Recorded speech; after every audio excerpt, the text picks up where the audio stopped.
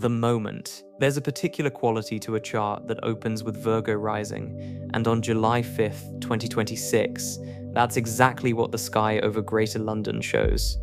Virgo is the sign of work itself, labor, service, employment, the daily grind. When a chart about a jobs crisis has the sign of work climbing over the eastern horizon, the stars aren't being subtle. This is a chart that knows what it's about. The public mood, read through the moon at 15 degrees Pisces, sits in the opposite register. Pisces is compassionate, idealistic, and deeply uncertain. The British public feels the weight of the youth employment crisis, not as an abstract policy failure, but as something close to grief, a generation adrift, the contract between work and future broken. The moon in Pisces is water. It absorbs, it feels, it struggles to act. It's the mood of a country that knows something must change, but isn't sure it has the energy. What gives this chart its spine and its real charge is the tightest aspect in the sky that afternoon, Mars at 4 degrees Gemini in an almost exact trine to Pluto at 5 degrees Aquarius, separated by just 6 minutes of arc. In plain terms, the planet of industry, labor, unrest, and action, Mars, is in effortless, flowing alignment with the planet of deep institutional power and structural transformation, Pluto. A trine doesn't explode, it moves. It suggests that whatever reform conversation is happening around this event, it carries genuine institutional weight. The forces driving change aren't just rhetorical, they're plugged into the machinery of power. The wider period confirms this isn't an ordinary week. The cyclic index, a rough measure of how much planetary tension is packed into a given moment, sits at 824, moderate but rising. More telling is the fortnight surrounding July 5th, a remarkable cluster of outer planet aspects, the slow-moving giants all talking to each other inside a 10-day window. Uranus, the planet of reform and sudden change, forms a harmonious trine to Pluto on July 18th and repeats in late November, suggesting a sustained current, not a one-off.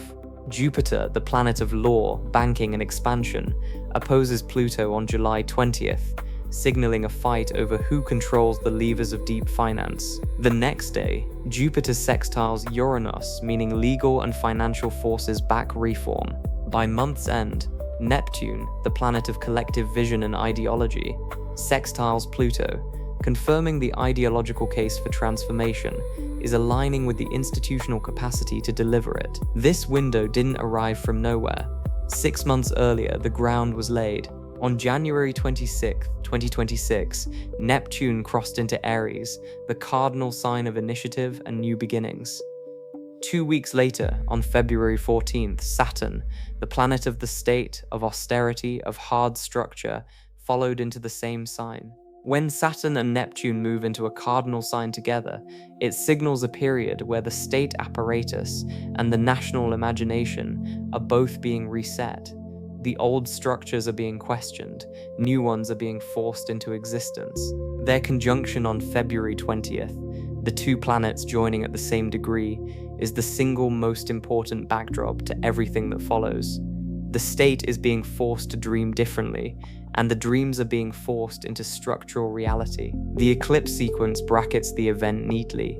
A total lunar eclipse on March 3rd at 13 degrees Virgo, the sign of work again, likely marked the moment the youth jobs crisis crossed from chronic problem into existential territory in the public conversation. Lunar eclipses reveal. They bring things to culmination. A total solar eclipse on August 12th at 20 degrees Leo, the sign of leadership, waits just over the horizon, promising a new chapter in how those in authority choose to respond. What it touches. Now to the national charts, and here the picture sharpens considerably. The United Kingdom's 1801 Union chart is being activated at its most sensitive point, Chiron. In a national chart, Chiron represents the collective wound, the place where the nation hurts, and where healing is possible but never simple. On July 5th, 2026, no fewer than 4 transiting planets are hitting the UK's natal Chiron within a degree. Uranus sits in near exact opposition, just 12 minutes of arc off. AI, automation, the gutting of entry-level work pressing hardest on a generation already locked out. Mars opposes it too, adding labor market friction. The mechanisms of work themselves feel hostile to young people. Meanwhile, Neptune trines it from Aries, and Pluto sextiles it from Aquarius. Read plainly, the wound being agitated is the youth employment crisis itself, but the contacts aren't all hostile. Neptune trining Chiron offers idealism, compassion, and, crucially for this story, the possibility that a foreign model built on collective consensus could help heal the wound. Pluto sextiling Chiron means deep institutional transformation is available as a support, not a threat, if the government chooses to reach for it. At the same time, Saturn is sitting directly on the UK's true node, its evolutionary direction where the nation needs to go, and exactly opposite its south node, the comfortable, familiar past. Both contacts are tight, within 1/3 of a degree. This is the astrological signature of a country being pushed, grindingly, relentlessly, toward its necessary future. It won't be fast, Saturn never is, but it's purposeful.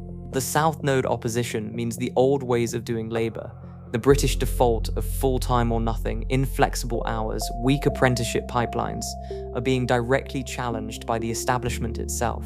Even the Sun, representing national identity, squares both nodes. Britain is caught between what it has been and what it needs to become, and the discomfort is acute. For the Netherlands, the transits tell a subtler but important story. Saturn conjuncts the Dutch chart's natal Venus, the planet of social cohesion, prosperity, and diplomatic accord. The very qualities the polder model embodies, within a degree. Saturn pressing onto Venus means the Dutch model itself is under structural pressure. The polder consensus isn't a museum piece. It's being tested by the same forces reshaping labor markets across Europe. Uranus, meanwhile, trines the Dutch chart's Lilith, its point of hidden, unconventional power, with zero orb, exact to the minute. This suggests the part-time economy's flexibility is finding new, slightly rebellious expression. But the real insight comes from the synastry, the astrological comparison between the two nations' charts. One aspect dominates everything else. The UK's moon sits in exact opposition, zero orb, to the Netherlands' Mars. The moon is the British public, Mars is the Dutch labour mechanism. An exact opposition means friction. The British public mood will not absorb the Dutch model easily. There will be resistance, irritation, a sense that what works in Amsterdam doesn't translate naturally to Birmingham or Glasgow. The Dutch part-time economy, the consensus-driven polder model, the apprenticeship culture, these will feel foreign, even slightly confrontational, to the British working mood. And this is where the reading turns. The UK's true node conjoins the Netherlands' Venus within 1/2 a degree. The UK's necessary future aligns with Dutch values, social cohesion, prosperity, diplomatic consensus, the cultural fabric that makes the polder model work. The destination is correct. The friction is in the travelling. The UK's South Node, meanwhile, opposed Dutch Venus. Britain's old labour habits are structurally opposed to what the Dutch model values, and the UK's Sun sextiles the Netherlands' Chiron. British national identity can learn from the Dutch experience of healing labour market wounds. The Netherlands built its consensus model out of necessity, a low-lying country that had to agree on water management or drown.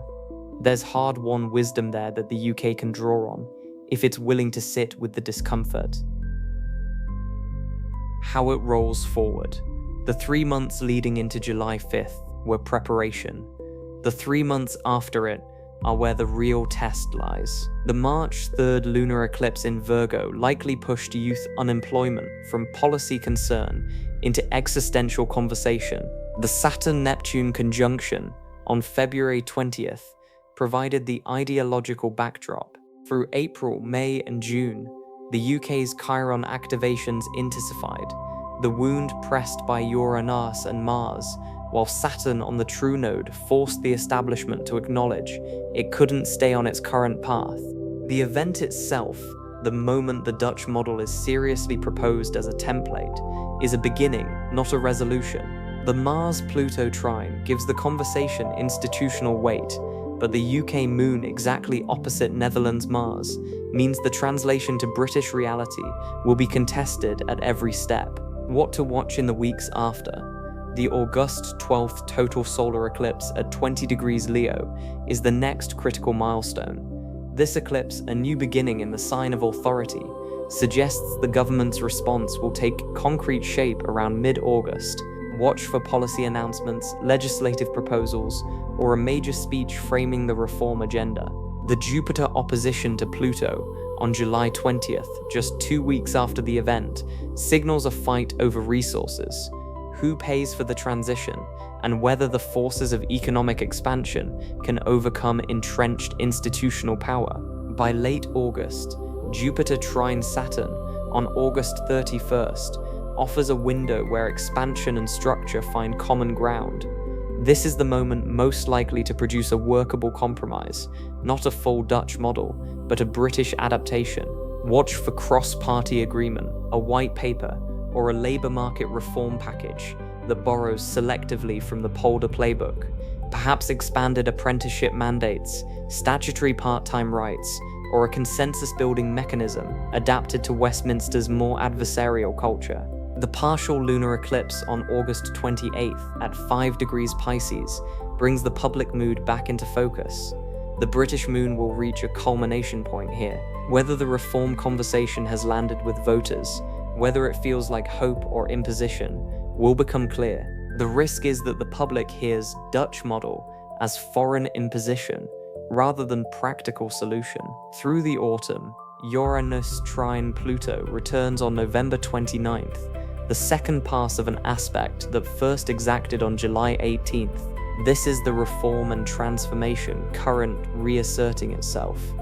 Watch for a second wave of policy movement, possibly tied to budget legislation or apprenticeship reform, that pushes structural change deeper than the summer dared. If the summer was about naming the crisis and proposing the remedy, the autumn is about whether the remedy actually gets built into the machinery of the state. Summary. The stars for July 5th, 2026 show a nation whose deepest collective wound, a generation locked out of work, is being pressed open by the very forces of technological disruption that caused it, while the state apparatus is being pushed toward a necessary future that happens to align with Dutch values. However uncomfortable the translation may prove, here is what to watch. First, watch for AI and automation to be named publicly as root causes of youth joblessness, driven by Uranus opposing the UK's natal Chiron at near-exact orb, the wound point in the national chart. Next, watch for resistance to the Dutch model from the British public mood specifically. The UK's moon in exact opposition to the Netherlands Mars means the labour practices that work in Amsterdam will feel confrontational to British working people. You should also watch for a government policy response around mid-August, as the total solar eclipse in Leo on August 12th promises a new chapter in how leadership addresses the crisis. Furthermore, watch for a funding fight in late July. Jupiter opposite Pluto on July 20th signals tension between those who want to invest in youth employment and the entrenched interests controlling deep institutional finance. However, watch for a workable compromise by the end of August. Jupiter trine Saturn on August 31st offers a rare window where expansion and structure align. This is when a British adapted version of the polder model is most likely to emerge. Finally, watch for a second wave of reform in late November. The Uranus-Pluto trine, returning on November 29th, reasserts the deep transformation current, pushing structural change further than the summer dared. The Dutch model may be the right destination for Britain's youth jobs crisis, but the stars are clear. The road from here to there runs through genuine public friction, a fight over who pays, and a government that will need to choose transformation over comfort, not once, but twice. Recent history and where this is heading. Step back from Britain's youth jobs crisis. This story does not happen in a vacuum. It reflects the deep structural grinding of Saturn conjunct Neptune at 0 degrees Aries, a rare cosmic event that dissolves old institutional borders and refounds them. For the UK, this means a painful shattering of economic traditions. For the Netherlands, it highlights their own established model being tested and exported abroad. These heavy planets move slowly, linking seemingly unrelated global crises under one sweeping weather system. As this invisible backdrop holds, the sky offers a turning point. On August 12th, a total solar eclipse in Leo sweeps in, a celestial reset that often signals sudden shifts in how leaders handle a national wound. Just weeks later, on August 31st, Jupiter trines Saturn, an alignment that harmonizes raw expansion with hard structure. The symbolism suggests this is the exact window where a practical compromise, a uniquely British twist on the Dutch model, finally locks into place. When nations reach across borders for answers, they are really just riding the same unseen currents. Before you go, if you've been sitting with this, feeling the weight of it, maybe seeing your own situation reflected in that national chart, there are a couple of things at Occultique worth knowing about. The annual transit forecast does what we just did here, but for you personally, the year ahead, mapped by planetary movement, with the key dates flagged. If you're wondering when the structural shifts we've been talking about might actually reach your own working life, when to push, when to wait, when the window opens, that's the tool for it. There's also a tarot standard reading, and I'd point you specifically toward the work/career path spread. 6 cards laid out to illuminate your professional situation, where you stand, what's blocking you, what's hidden, and where the road forward actually runs. This reading we just did is the national view, but sometimes you need your own cards on the table. Both are available at Occultique. When the moment feels right, you'll know. Let the room fall silent. Right, let's lay this out. This is the Mandala spread, 9 cards from the Smith-Waite deck, drawn for Sunday the 5th of July 2026, the day Britain's youth jobs crisis stops being background noise and becomes a national reckoning. For you, the seeker, this isn't a horoscope about your love life. It's a map of how the machinery of power, public mood, and a borrowed Dutch idea are likely to collide over the next 8 weeks. Your own sun in Capricorn and moon in Cancer mean you already know the home versus public success tension in your bones, so use that as a lens. Self/core issue, 5 of Pentacles. 5 of Pentacles is Mercury in Taurus, the cold fact that a generation's income has frozen. This is the core wound, AI and automation, named by your and us opposing UK Chiron, leave young workers outside the lit window. Opposite the 7 of Pentacles, it exposes the gap between loss and harvest. Ambitions, 7 of Cups.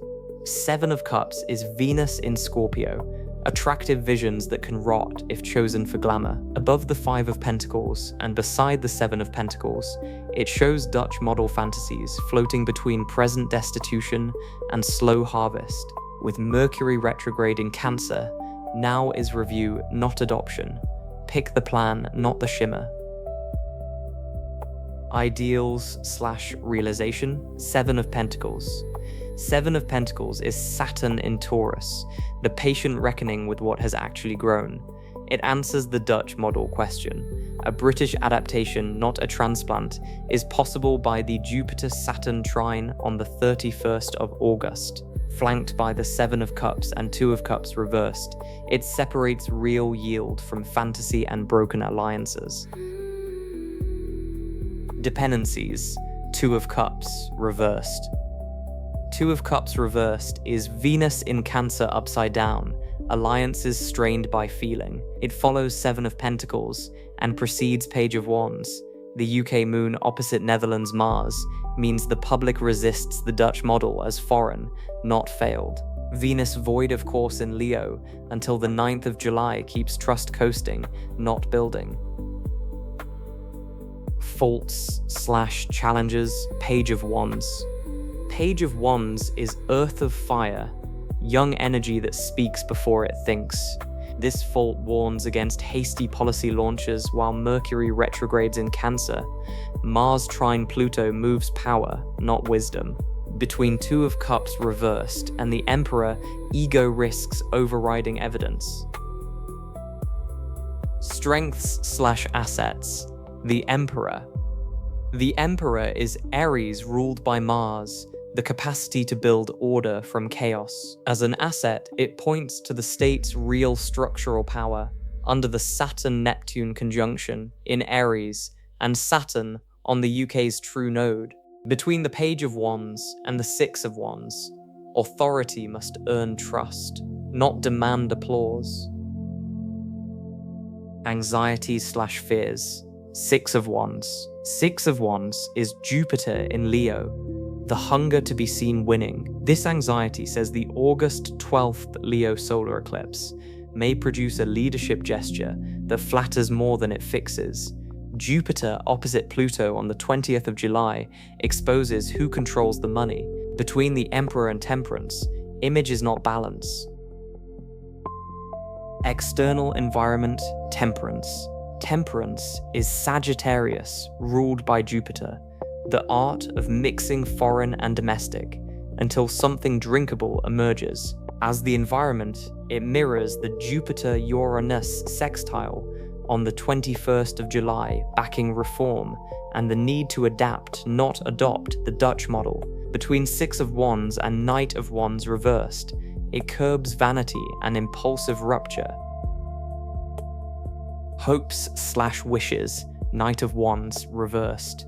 Knight of Wands reversed is Air of Fire, the wish for a swift heroic fix that stalls the moment it gallops. With Venus void of course in Leo until the 9th of July, big launches lack traction, wait for the station.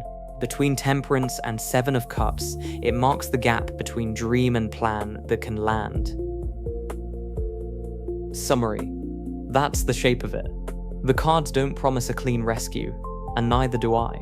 But they do show a workable path if leadership resists the heroic rush and the public stops treating foreign solutions as threats. From the cold threshold of the Five of Pentacles, through the steady reckoning of the Seven of Pentacles and the balancing cup of Temperance, the spread asks Britain to edit rather than import, and to let authority earn trust before it demands applause.